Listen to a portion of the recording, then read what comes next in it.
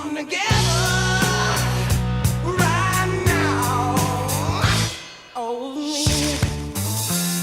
Good morning. My name is Gayle Dendinger. I'm the publisher of ICOSA magazine.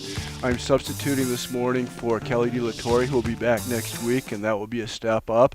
In the meantime, I'm going to do the very best that I can. Willie Nelson would always sing the song, "My heroes have always been cowboys." I'm not sure if my heroes are cowboys or not, but I know that John Brackney is my hero.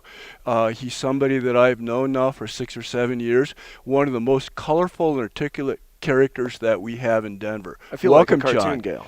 Well, you know, whatever works for you. Fair enough. So, John, I asked you to come here this morning because I've known you for a long time and I feel comfortable working with you, and I understand your wit, and I hopefully will be able to go tap into that after a while.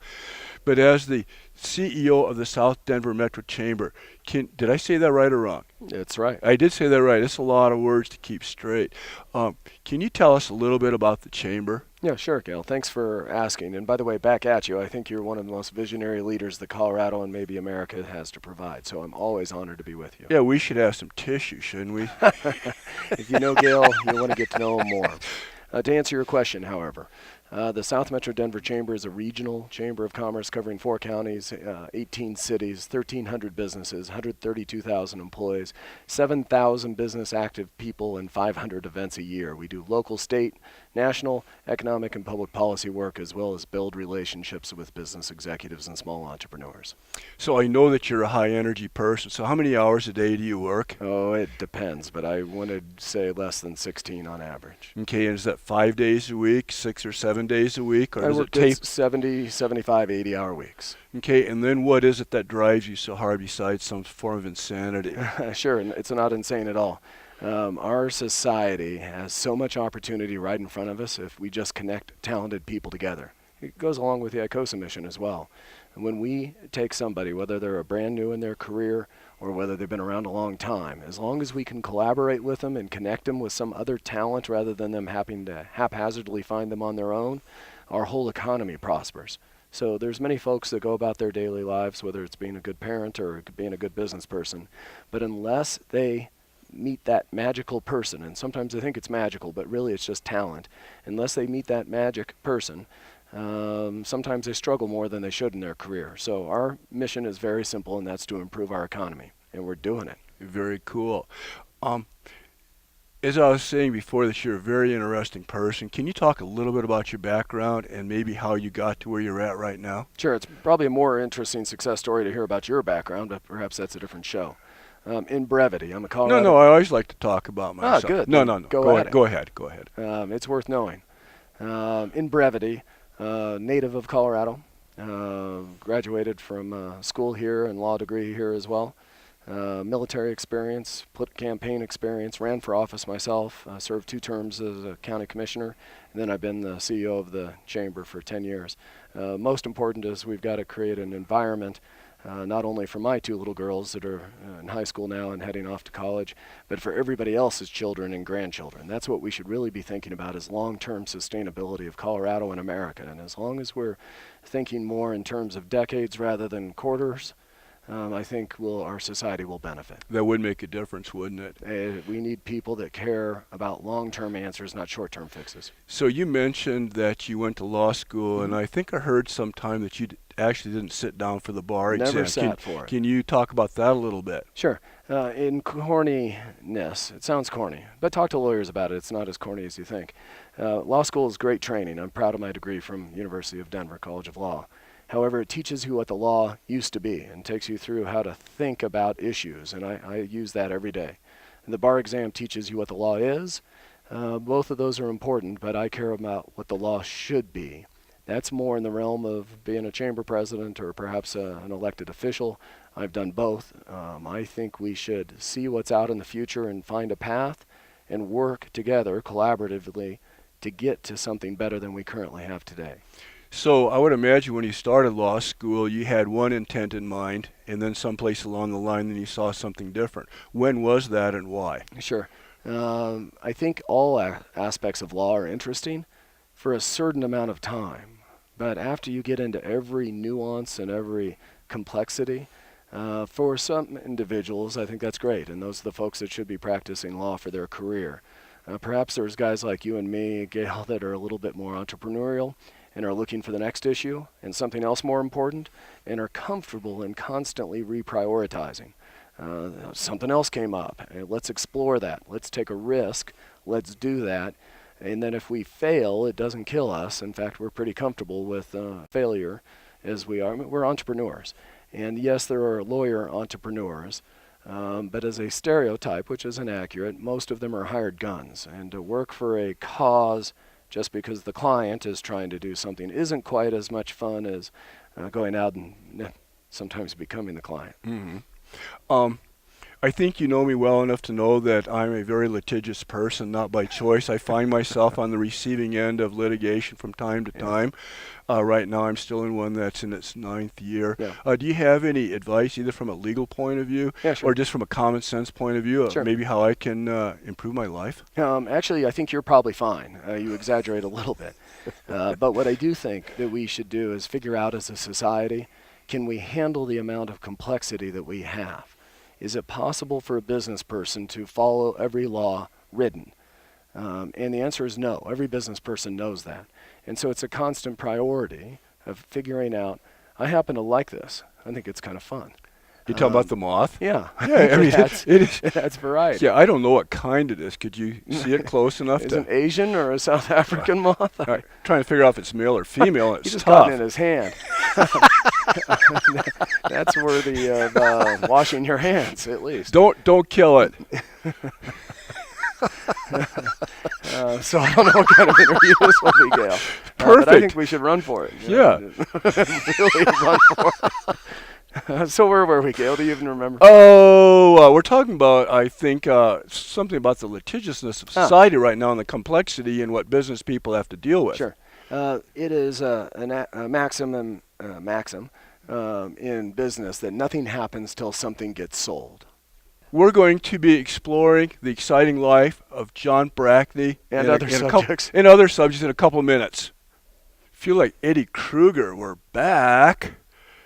Don't you? do you Go for it. Do you remember that? No. You're probably too young for that. No, I was in high school. Nightmare on Elm Street. I saw it. So talking about things that are scary, John, what about the national debt? Behind us right now we have a website that has all these numbers and dials twirling, and I think every time we talk or even take a breath, it's probably running up, something like $1 million or $5 million. So that's been a big passion of yours. I think you recognize it's one of the biggest problems that we have right now and biggest opportunities to solve. Can you talk a little bit about fix the debt? Why Sure. it scares you so damn bad? Sure. And fear isn't actually the right word because this is something that do we want to leave something better for our next generation? Okay. Now, individually, I think most human beings do. That's why they become a mom or a dad. You want to raise a child and leave the world in a better place so they can have a successful family and a successful career.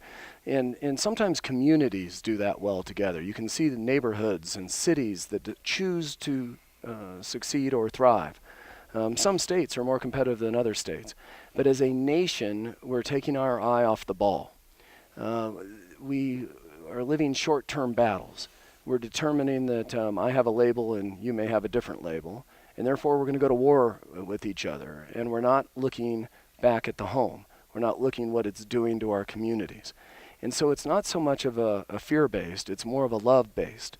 That shouldn't we be leaving our neighborhoods, our communities, our states, our nation in a better place than before we found it? And if you look at it in that approach, it's kind of the Boy Scout motto.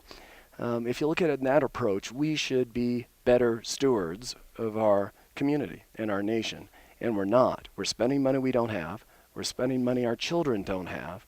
And if we keep this going, we're spending money our grandchildren can never afford to pay back. So what does that mean? Is it scary? Sure it is. It means they'll have a lower quality of life. It means they'll have a lower standard of living.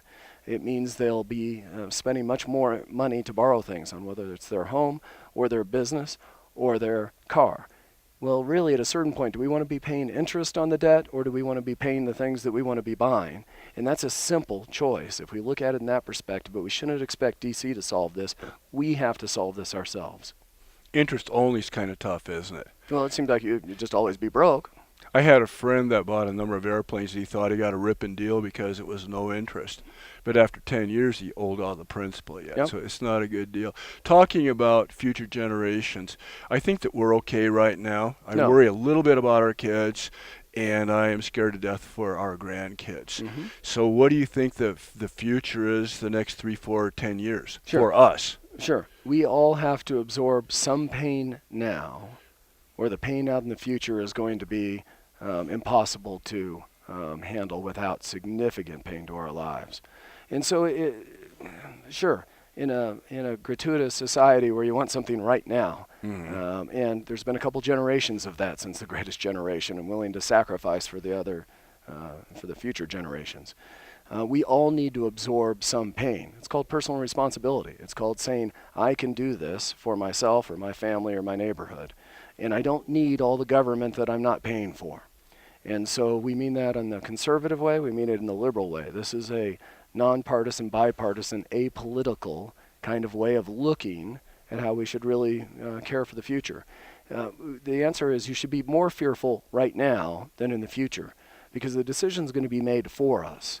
When we loan money to the government, whether it's ourselves loaning money or whether it's foreign nations, I don't know, but you probably want that back, and so does everybody else. So the question is those dynamics of economics, capitalism, are going to be going whether we take care of it now or not. The decisions are going to be made for us unless we make the decisions for ourselves. We should be more fearful of inaction now than we should be of somebody finally solved it a decade from now. Okay, so it's solvable. It is if we do something now. But it requires us to have a different kind of dialogue. It requires us to be talking to mayors and county commissioners, state legislators, and congressmen, not in I want. And they're all noble wants, whether you're caring for poor people or elderly or children or aerospace or infrastructure. All those are noble things that the left and the right fights over. It's not like somebody's going, I want to purely waste money. It may be on some questionable museum or some questionable road. But the bottom line is they're not taking it generally out and burning it. They're actually doing something with it. But what we need to do is figure out how to pull ourselves up our own britches. And I know that's not even politically correct these days, that we shouldn't take care of our own. We need to go back a little bit into taking care of our own and being successful enough where we can take care of somebody else who's incapable of caring for themselves and feeling really good about that charity or altruism. But we have to take care of our own and not every time we meet somebody with some money say, I want it. We have to say, hey, what can I do to help? How can I help provide? How can we get through this together? It kind of goes back to your collaboration and connection, your ICOSA philosophy, that if we really collaborate with each other instead of taking an adversarial system, we can solve this. In fact, we have to demand that we solve this. So this is a passion for you, and it's not just student union talk. So I know that you and the Chamber have been working on this particular issue in a very high level. Can you talk about some of the actual steps that you're doing going to Washington and Sure. all the other things you've done? Sure. So some of our partners at the federal level are very impressive, very well-moneyed, very powerful companies and individuals. The national movement has raised millions from some very important people. And we have access to those folks. So it's kind of fun to meet some folks that actually can make a change within their company and affect global economies. But that's not our issue. Here at the local level, we are urging empowerment of the individual small business person, of the individual citizen activist, of the parent, of the neighbor, to say, hey, we all have a role to play in this. It's not big government. It's not big business. It's not big labor.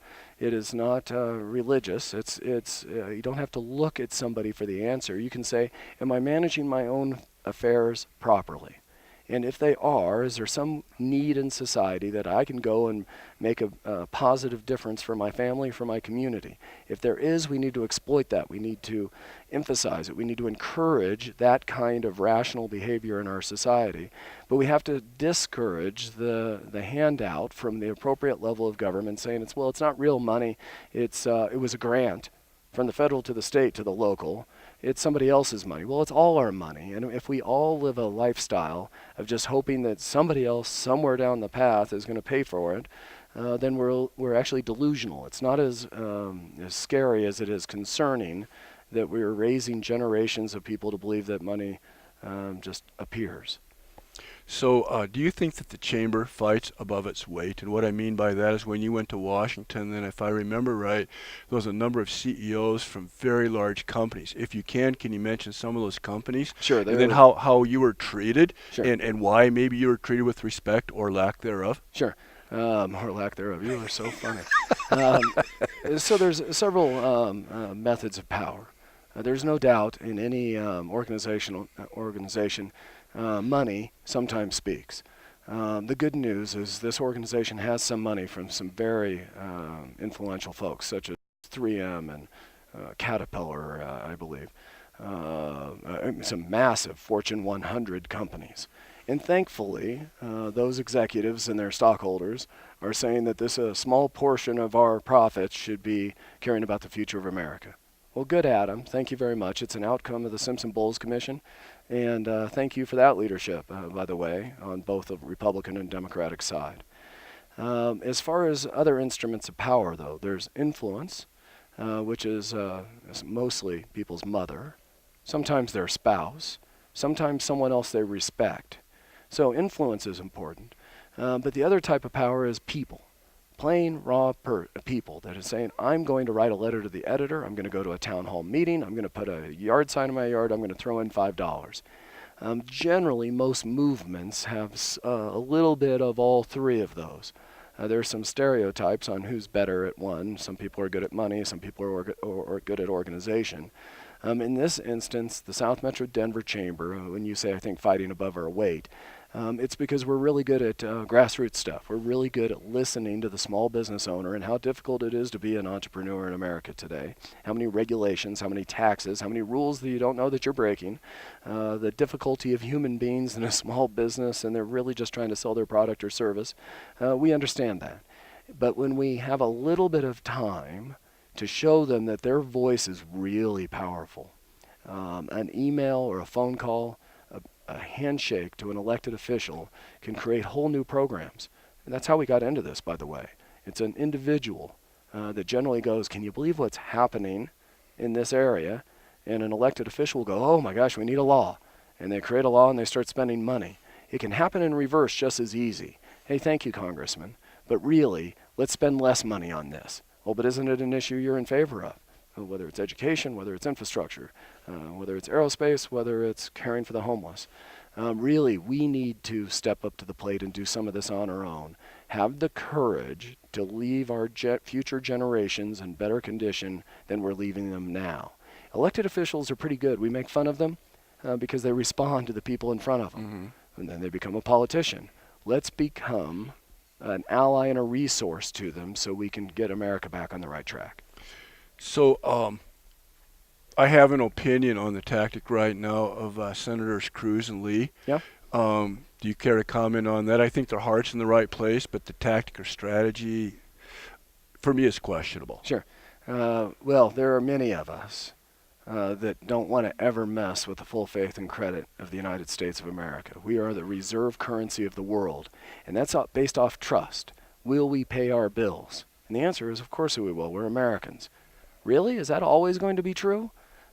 People, when they're caring for their families, will do all sorts of rational things to put their money and their property where they think it's going to be most stable for the most likely chance that they're going to leave something better for their family.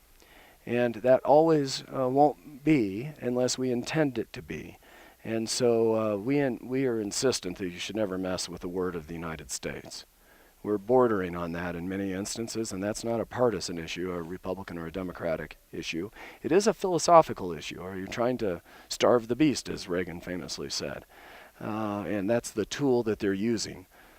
Fine, don't mess with the full faith and credit of the United States. Okay, so is there progress being made? No. With Fix the Debt? No. Until your listeners, until the people watching this program today, go, you know what? That was an interesting interview. What have I done? Have I called the switchboard in D.C. and talked to a congressman? Have I written an email? Have I posted on Facebook? Have I gone out to my neighbors and said, what do you think we should be doing on this? Until regular people, not CEOs, not chamber presidents, not local elected officials, until citizenry stands up and says, enough's enough, you all. We appreciate your conservative philosophy or your liberal philosophy. Fine. You're messing with our future. Stop it. And until that happens, we're never going to figure this out. Congress is simply a reflection of the culture of the United States. We need to change culture, and that requires those folks, way more important than these folks, to be involved and engaged. So do you have a rule of thumb that maybe if you have a certain amount of people on a local level, do something, on a state level, do something on a national level? If you had to just wild guess, how many people does it take locally to affect an issue and up the ladder? Two different answers. Okay. One is it's not 50% plus one. That's the actual outcome of who voted. It's generally in the 12% range that can change culture. Okay. But how do you get 12% of a culture to change? It is a really small. Margaret Mead's quote is although a nice sentiment, is actually wrong. Most of the history of the human race has been built up by the tyrant, by the dictator, by the king, by the religious leader, subjugating their subjects. We have an opportunity in America right now, today, to really lead independent lives, to make positive changes in our society. And it is amazing that a group of 3 or 4 people in America today can make radical change. John, we'll continue this in a few minutes. We'll catch our audience on the flip-flop. I'm flipping, but I won't flop. John, I hope you're having fun because I am. I'm learning an awful lot. I don't know how anybody can have that much information in their head without blowing up. How do you do it? It's what we've talked about a lot, Gayle. Surround yourself with talent, and everything else is fine. I surround myself with talent, and you're in that group. Thank you for having me. So, John, I'm a member of the Chamber of the South Metro Denver Chamber. Yeah, one of our best. I don't know about that, but I think there's an awful lot of value in the Chamber. And I thought it'd be kind of fun for me today to pay my check to you a little bit early, but I consider it one of the best investments that I have. I think it's an investment not only as a business, but an investment in our future. I know that you work on many different things, including education, that I hope you'll talk about in this next segment. So behind us now is we have Thank you, Gayle. a copy. Oh, you're welcome. And there's a little bit more where that comes from. Yeah, it's dearly appreciated. Behind us right now, then we have a segment which is from Governor Hickenlooper's Blueprint, Colorado. And John, I think there's a correlation between what's going on in the chamber and the blueprint and the governor's office. Can you talk about that specifically, how you align these things and maybe go through each one of these categories one at a time? I'll kind of work with you, I guess. Sure. It's always important to have a strategy and a plan. We've talked a little bit a couple minutes ago about a short-range plan and a long-range plan.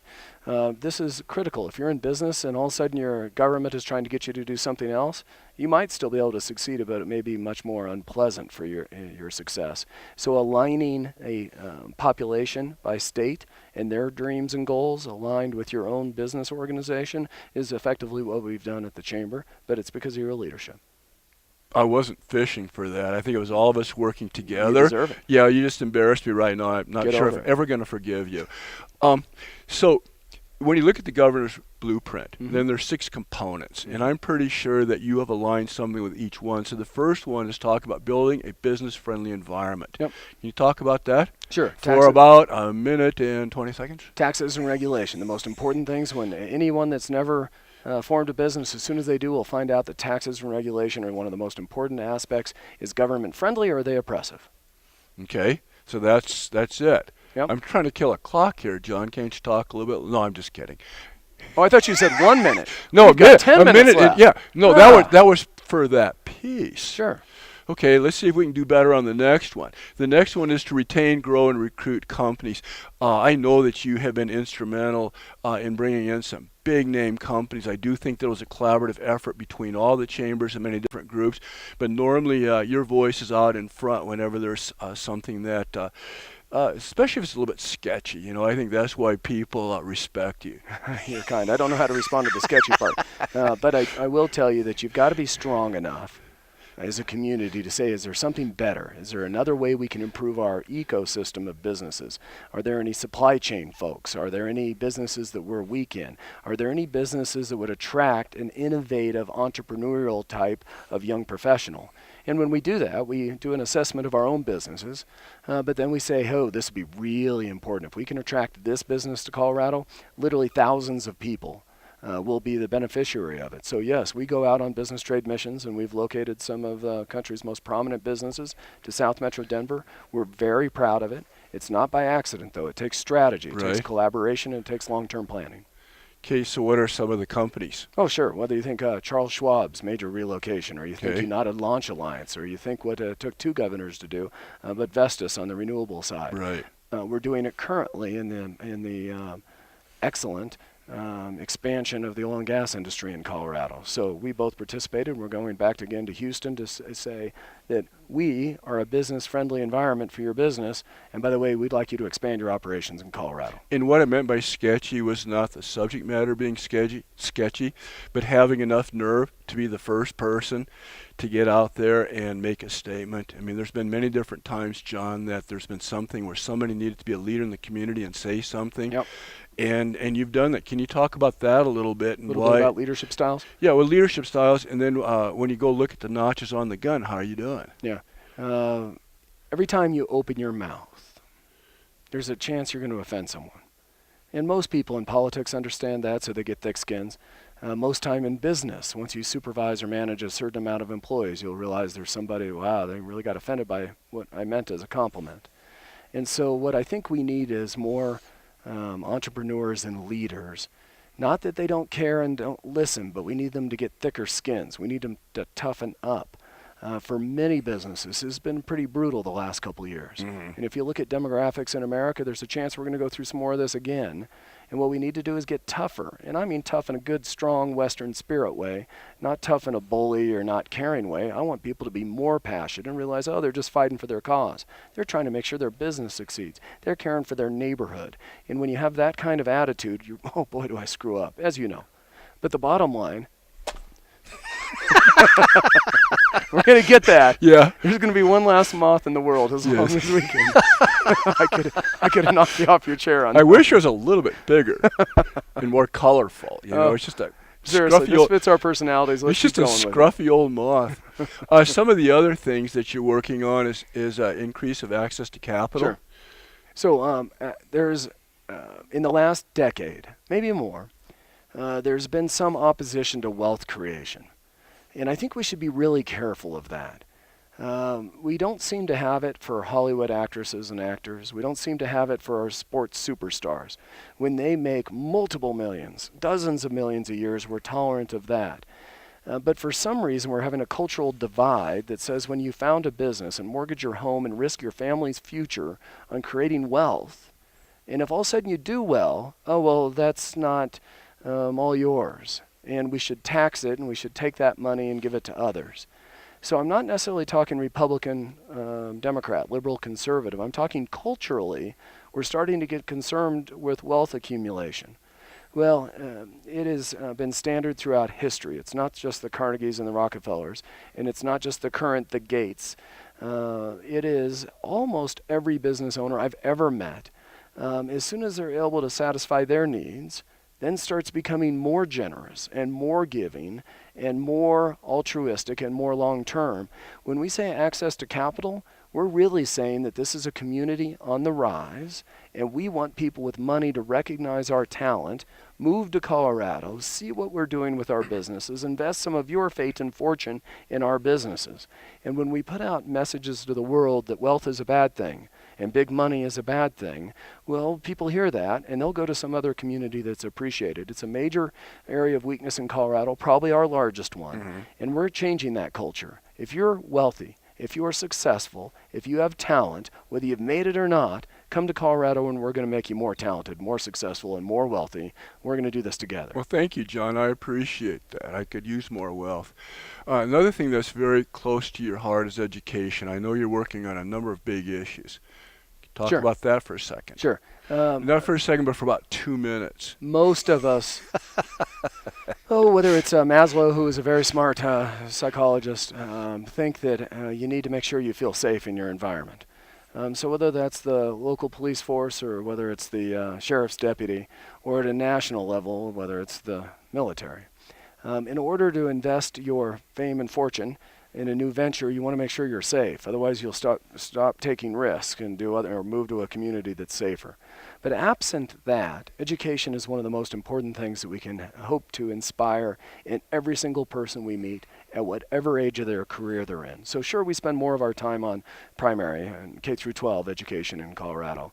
But the whole process from preschool to post-grad, are we innovating? Are we inspiring people to become lifelong learners and problem solvers, particularly in the hard sciences? Are we building things? Are we making things? Are we taking a very difficult issue that's insurmountable currently and figuring out a new way to accomplish it? So the science, technology, engineering, math type of STEM courses, we're partnering with businesses of all types. The CH2M Hills, the Gates, the Lockheed Martins of the world, our K through 12 superintendents and school boards, as well as principals and teachers, all the way where the outcome, whether they go to college or whether they go into a work-ready job, are they able to be productive members of society for the rest of their careers. That, when a community figures out that, their future will prosper. I don't know about you, but I'd rather be in a foxhole with a really smart person than a dumb one. And some other time I can tell you about my friend Jonathan Hager that's been in many foxholes with me. I love him like a brother. He's helped me out so many times, but that's a different subject matter. We're talking about Valley before, John, and I know you're working on a huge project which is called the Colorado Texas Day. We'll talk about that in a few moments when we come back. Thanks, Gayle. Welcome back to Gayle's World. This is Gayle Dendinger of ICOSA Magazine with John Brackney. Swing! I haven't seen that in a long time. But I think that's on it. Yeah, well, this is not that far off from it, so so why not go with the flow? I think the moth pretty much did it, right? We're good to go now, Gayle. So, John, I know there's another huge project you're working on that is bringing value not only within Colorado but into the whole region. And this is an event that you've been planning now for about 3 or 4 months, if I have my facts and figures right. Sure. And it started with a harebrained idea that somebody had. Can you start with the genesis? Sure. Big picture. The oil and gas industry has the ability to transform our economy in big ways. So hopefully you ask another question about what I mean by on that. One of our initiatives has been to partner with Houston. Houston, no doubt, has a significant influence worldwide in oil and gas production. The whole ecosystem. If you want to talk energy, you should probably be aware of Houston. Good news is you should also be talking about Denver. Now, Canada has some influence, and of course we fight wars over the Middle East. But one of our initiatives has been to go down to Houston, partner with them. They have an energy day. They've done one with Great Britain. They've also done one with Canada. This year, it's Colorado. So I think we're in pretty good company with Great Britain and Canada as far as being energy experts and collaborators with Houston. If your viewers are interested, urge them to reach out to either the Colorado Oil and Gas Association or the South Metro Denver Chamber, www.bestchamber.com. And we'll hook you up with the right folks. But we are transforming energy policy, not only for Colorado, but for the United States.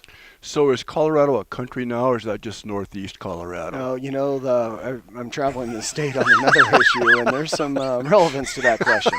But if you look at the economic output of oil and gas, it can be considered a country as far as the wealth creation that's happening. Really? Oh, yeah. This is big. The DJ Basin. When I was in Japan with Mayor Hancock, another great company, IHS, talked about the amount of potential energy that's stored in Mother Earth, and it is the more of a country comparison than it is a national comparison. There is tremendous wealth to be generated here. So we're pretty lucky on many different levels. Sure, then. unless we blow it. Right. Yep. And how can we do that? Sure. I do know, but. Sure. Well, if we take a human approach at it, and you don't ever look at the pros and cons, the cost-benefit analysis, like a business way, there are some issues with air quality. There are some issues with water quality. There's also some issues with water itself. There's flooding issues, natural disasters. And from a superficial way of looking at it, there are some great downsides to energy and its energy production. But when you look at it holistically, the upsides are so much more significant than the potential downsides, the technological improvements, not of fracking, although there have been some improvements in fracking, sequential fracking, for example. The real technology improvement has been horizontal drilling. And when combined with sequential fracking, that is a game changer. There is a very real possibility that the United States of America will be an energy exporter instead of an importer, and it may happen in a decade or so. That changes the whole game on our budget, on our quality of life, on our trade deficit. It's really hard to be in business without being able to energy your equipment and your transportation. It's one of the base infrastructure needs that we're so fortunate here in the United States that we often forget how nice it is to have reliable, fairly clean energy supply. You go around the world, and that's not true, and look at their quality of life. When you have abundant energy, and it's so much so that you're able to sell it, all sorts of good rippling effects happen. I'm going to change the tune here for a little bit. I like to watch the Science Channel and the universe and the stars blowing up and the stars causing different atoms. Does it amaze you that all the energy that we have came from stars? Did you know that? Everything we have, you are made up of Stardust Starchild. I'm not sure how to respond to that. I prefer a blooming flower, but I don't watch the Science Channel as much as you do. Well, perhaps I should go back to what we were talking about. Gayle, I love you. I just absolutely love you. Yeah, it's a clean There's love, a fine right? line between visionary and insanity. Right. Fortunately, you're on one side of the line, and God love you for it. Yeah, which side would that be? Okay. All right. So, can you talk about some of the people that are working together on the energy issues here in the state? Because it's pretty broad-based. It is really broad-based. So companies like yours in the infrastructure and logistics and transportation, but it goes much broader. It's engineering companies. It goes broader than that. It's professional service companies. So it's accounting firms and law firms. It goes broader than that. It's called housing stock and retail. When a community has a primary industry, and the oil and gas industry is one of the very basis, when you're able to take something from Mother Earth, process it, and put it into a saleable product more than when it was in its raw state, that creates wealth for the entire community. It's something that economic developers the world over are desperate to get, people that create something from not nothing. It's a natural resource. But to take something that isn't worth a lot, buried a mile underneath the Earth's crust, to then something that can power our transportation is an incredible resource as long as the community is wise enough to capture it in a long-term sustainable way. So the business community has come out loud and clear. We're looking for other allies and resources to make sure we don't look at it in a superficial way to say, hey, I'm unfamiliar with this new technology. I have some concerns. Those concerns should be answered. I think citizens have a lot of power, and I think they should ask thoughtful questions and see how it can affect their quality of life.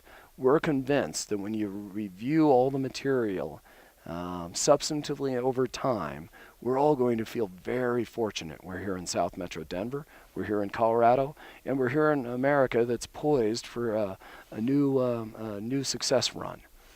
A lot of it's based off energy.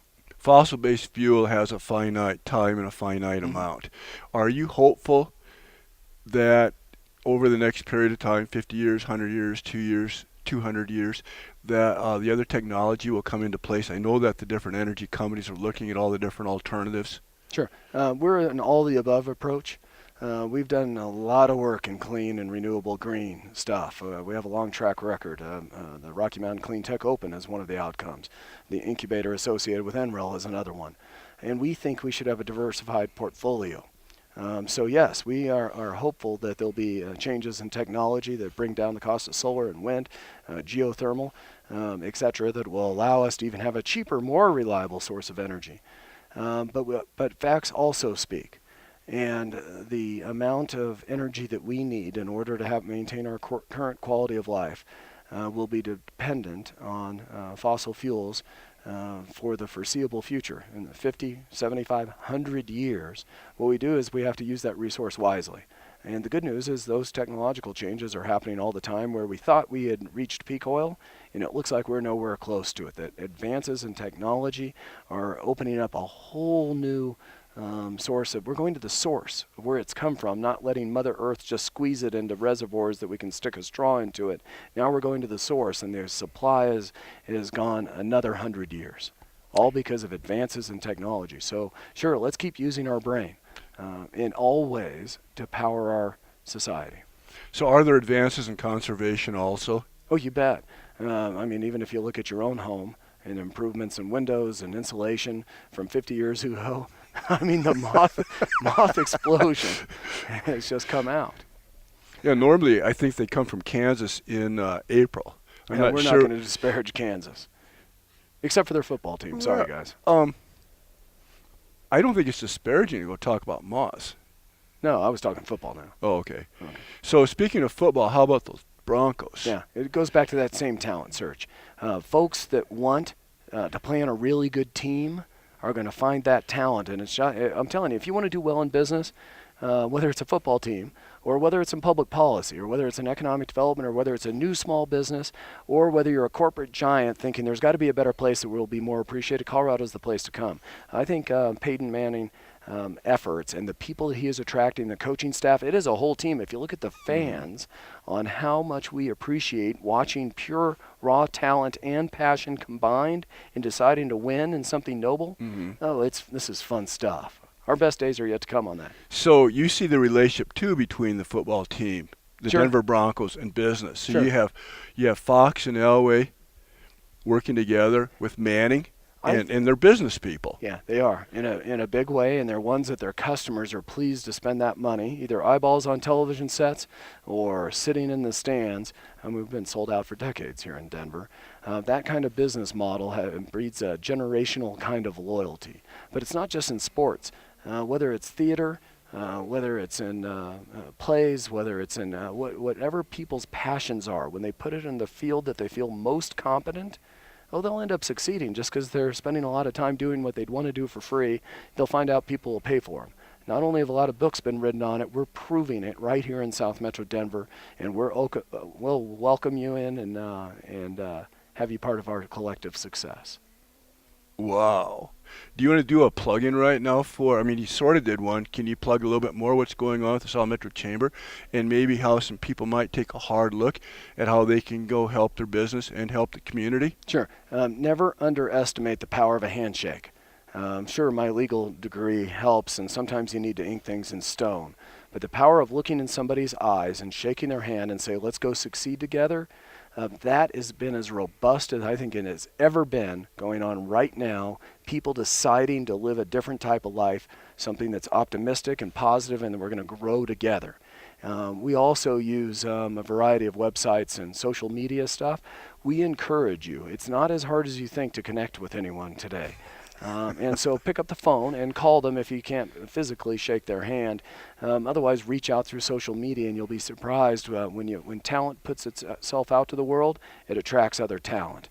And so the best way to understand our organization is just to look me up on Facebook or LinkedIn or Meetup or Twitter and look up other executives and say, hey, by the way, I'm really to make a change. I'm really to make a difference. And you'll find that not only might you get a hand shook back, but you might get a big hug on the way. And what is your website? www.bestchamber.com. And what are some of the features? Sure. You'll see that all of our events, some of our public policy issues, some of our economic development things, most important is you'll see our clients. Look at the investor directory and say, hey, I really want to be in logistics and transportation, and you'll find great companies like CAP. Those are my competitors. I'm not sure why I would want to do that. Is that wrong? No, you have no worries. Talent attracts talent, Gayle. John, you started out today talking about your family, and I would like you to end on that important note. Can you Sure. talk a little bit more about your daughters and your Sure. family and why you are so driven to work the 90 hours a week again? Sure. I was fortunate enough to meet Meredith in college, and we've been together, I think it's 24 years now. And I don't know, I think it's probably in my genetic code that my most important thing is to provide for my wife and two young ladies that are both in high school now. Meredith has wisely made the decision to, instead of work, decide to stay at home and raise our family. She says it's the best job she has ever had, and seeing the way she does it, I concur. I've made the decision that I'm going to be the breadwinner for that family and give them all the opportunities that I possibly can. It's fun to have an ecosystem to set somebody up for success. Hopefully I am bringing them the work ethic portion of success in business. There's much more success that other people provide, my wife, neighbors, friends, and family. But we're really lucky to be in this part of the world at this time.